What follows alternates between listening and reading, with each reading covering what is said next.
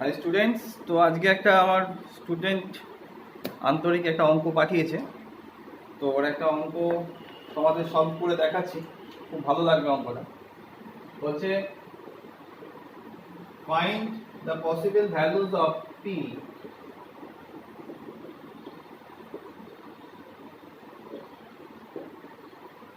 such that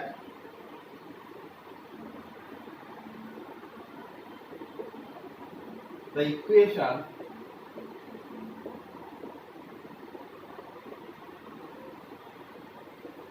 px square is equal to log x base e has exactly one solution. Has exactly one solution. তো অঙ্কটা করার আগে তোমাদের আমি যে জিনিসটা একটু বলার চেষ্টা করছি, একটু ক্লারিফাই করছি যে জিনিসটা, সেটা একটু ভালো করে মন দিয়ে শোনো। মনে করো একটা ইকুয়েশন এরকম ফরম্যাটে দেওয়া আছে, fx = gx, একটা ইকুয়েশন এই ফরম্যাটে দেওয়া আছে। তো এই ইকুয়েশনটাকে আমরা এরকম লিখতে পারি fx - gx = 0।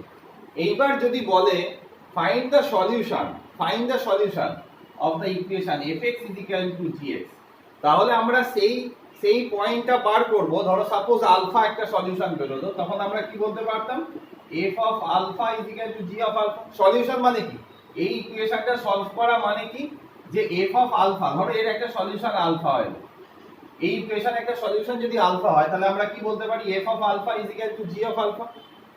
ঠিক আছে? তো বলেছে এক্স্যাক্টলি ওয়ান সলিউশন। আমি যদি মনে করো দুটো সলিউশন পেতাম, সাপোজ আলফা আর বিটা, তাহলে আমি কি লিখতে পারতাম f of beta = g of beta, এটা লিখতে পারতাম। তার মানে দুটো ফাংশন যদি ইকুয়াল হয়, তাদের যদি সলিউশন বার করতে বলে, আমরা কি বার করি, তাদের ইন্টারসেক্টিং পয়েন্ট বার করতে পারি, তাই তো? আবার কারোর মনে হয় স্যার আপনি ইন্টারসেক্টিং পয়েন্ট কেন বলছেন, তারা কাজও করতে পারে।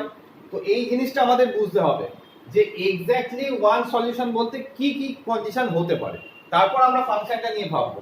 প্রথমেই তোমাদের এই জিনিসটা ক্লিয়ার করতে হবে যে হ্যাজ এক্স্যাক্টলি ওয়ান সলিউশন।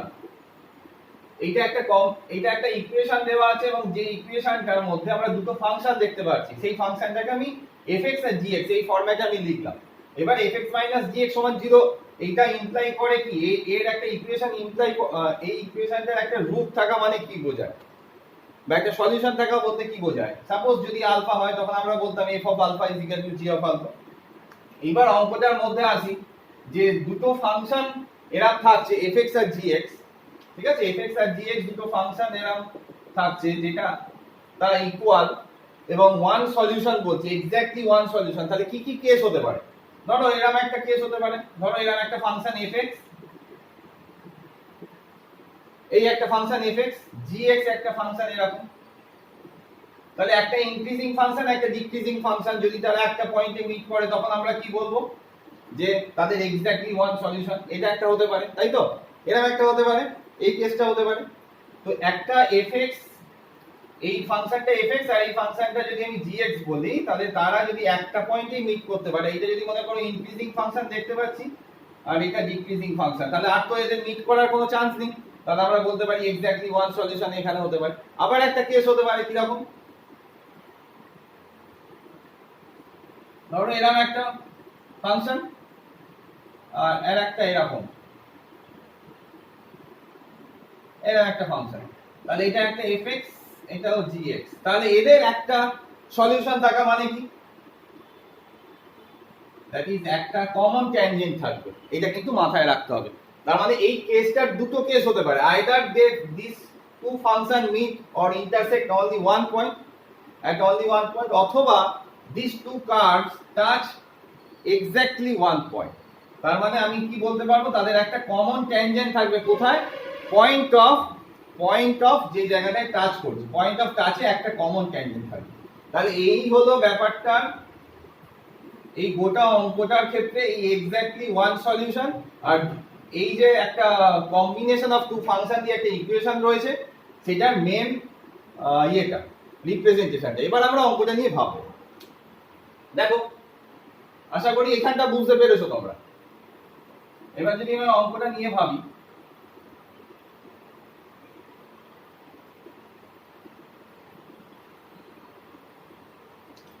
তোমাদের প্রথমেই আমি ফাংশনের সময় শিখিয়েছিলাম যে log x বেস e এই ফাংশনটা মানে ln x, এই log x বেস e কে আমরা তো ln x দিয়েও লিখি। তো এই ফাংশনটা কিরকম ভাবে এর যদি আমি গ্রাফটা রিপ্রেজেন্ট করি তাহলে কেমন ভাবে থাকবে, এটা হয়ে যাচ্ছিল তোমার log x বেস e বা ln x এর গ্রাফ। এখন তোমরা ছোটবেলা থেকে জানো যে একটা প্যারাবোলার জেনারেল মানে প্যারাবোলার যে ইকুয়েশন গুলো আমরা জানি যে x square is equal to 4ay এরকম দেখতে হয়, আবার x square is equal to -4ay এরকম দেখতে হয়।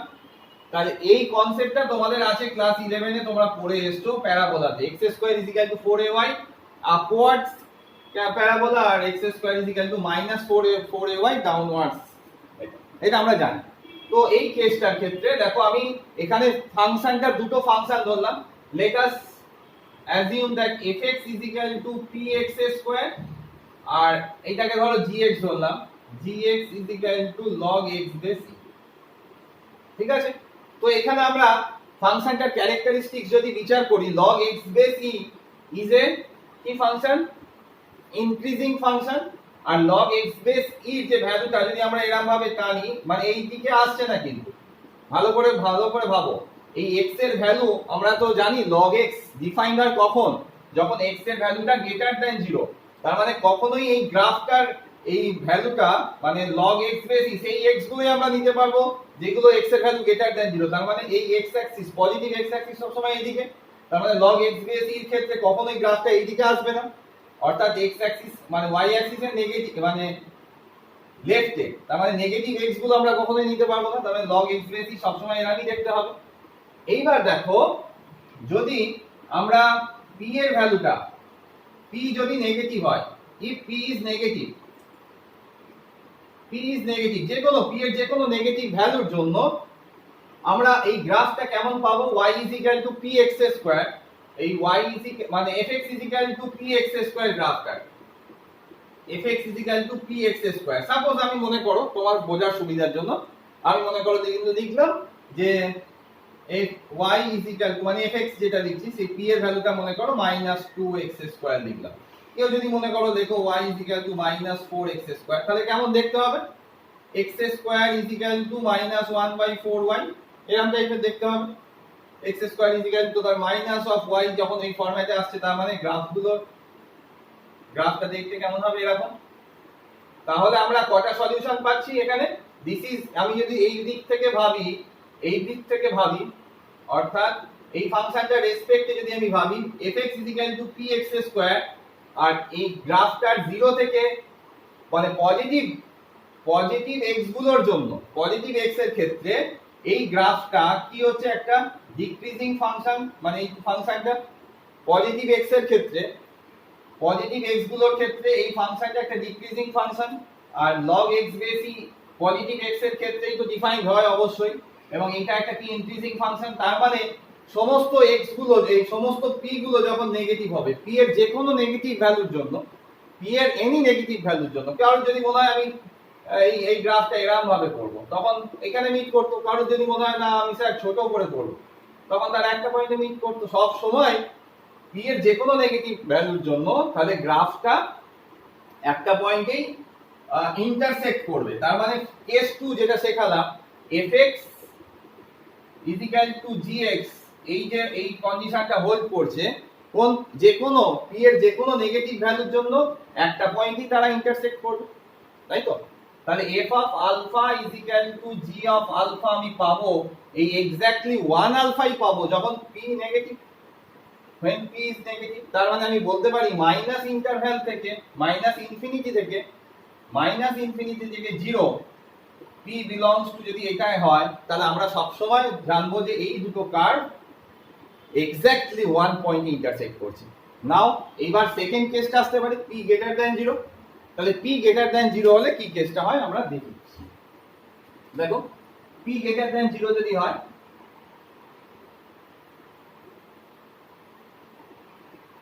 তাহলে আমি ধরছি যে p greater than 0 যখন, এগুলো একটু মুছছি,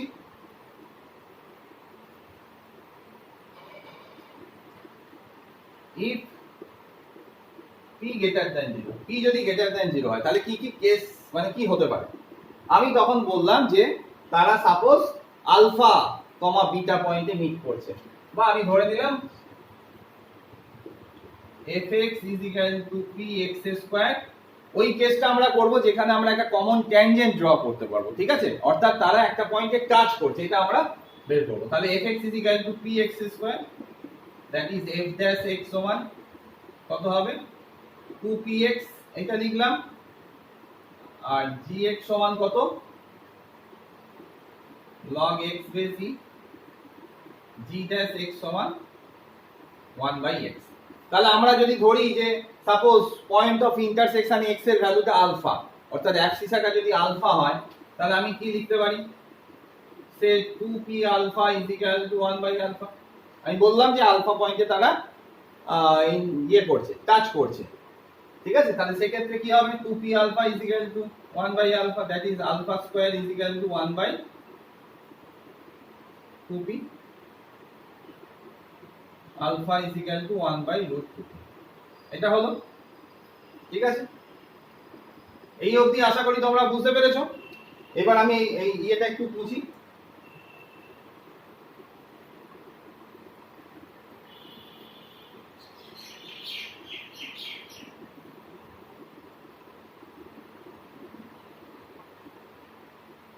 তাহলে আমরা এই দুটো ইকুয়াল করলাম কখন? এই যে fx log x base e, আমি কোন কেসটার জন্য করলাম? যে ধরো এটা এই কেসটার জন্য, এরকম একটা প্যারাবোলা যদি এই কেসটা আমরা হিসেব করছি, ঠিক আছে? তাহলে এই কেসটা করলে আমরা কি পাচ্ছি? একটা কমন ট্যানজেন্ট পাচ্ছি। তাহলে এই কমন ট্যানজেন্ট যখনই পাচ্ছি তার মানে কি এই পয়েন্টে এর যা স্লোপ, এই পয়েন্টে এর স্লোপ ইকুয়াল। বলো এই অবধি তোমাদের বোঝা গেছে কিনা? তাহলে এই অবধি যদি তোমাদের বোঝা যায় fx এই পয়েন্টে আলফা টু 1/2√2p পয়েন্টে কি করছে? আমাদের দুটো ট্যানজেন্ট মানে একটা ট্যানজেন্ট টানতে পাচ্ছি, যেটা হয়ে গেল কমন ট্যানজেন্ট। তাহলে এখানে তোমরা লিখে নাও এটা এর কমন ট্যানজেন্ট at কোথায়? Alpha to 1/√2p, 1/√2p। দেখো এটা 1/√2p হলো। এইবার আমরা কি বার করব? ওই পয়েন্টটা বের করে নেব। তাহলে আমাদের ইকুয়েশনটা কি ছিল বলো? px², তাই তো? px² ছিল তো। তো px² সমান আমরা কি লিখব? log কোথায় গেল? log x base e, px² সমান log x বেস e। এই ইকুয়েশনটা প্রথমে দেওয়া ছিল, দেখো যতদূর মনে পড়লো আমার ইকুয়েশনটা px² log x base e, হ্যাঁ px² সমান log x বেস e, এটাই ছিল। তাহলে এইখান থেকে আমরা কি করতে পারি বলো? x এর যে ভ্যালুটা যে পয়েন্টে এই যে পয়েন্টটা আসছে সেটাকে আমি কি বলতে পারি? p of alpha square is equal to log of alpha base e লিখতে পারি। কারণ এই যে পয়েন্টটা যেটা বের করলাম সেই পয়েন্টটা একেও স্যাটিসফাই করছে, সেই পয়েন্টটা একেও স্যাটিসফাই করছে, আমরা বলতে পারি। তাহলে আমরা কমন ট্যানজেন্টের ধারণা দিয়ে প্রথমে পয়েন্টটা বের করলাম। ভালো করে ভাবো কি করলাম। প্রথমে আমরা এই দুটো কার্ভের কমন ট্যানজেন্ট বের করলাম, নিয়ে সেই ধারণাটা দিয়ে তাদের পয়েন্ট অফ ইন্টারসেকশনটা বের করলাম। এবার পয়েন্ট অফ ইন্টারসেকশনটা কাকে স্যাটিসফাই করবে? দুজনকেই স্যাটিসফাই করবে, তো সেটাই লিখলাম। তো এখান থেকে p অফ আলফা স্কয়ার, আলফার ভ্যালুটা কত? 1/√2p। তাহলে এই জায়গাটা একটু শর্ট হয়ে যাচ্ছে, এইখানে লিখি।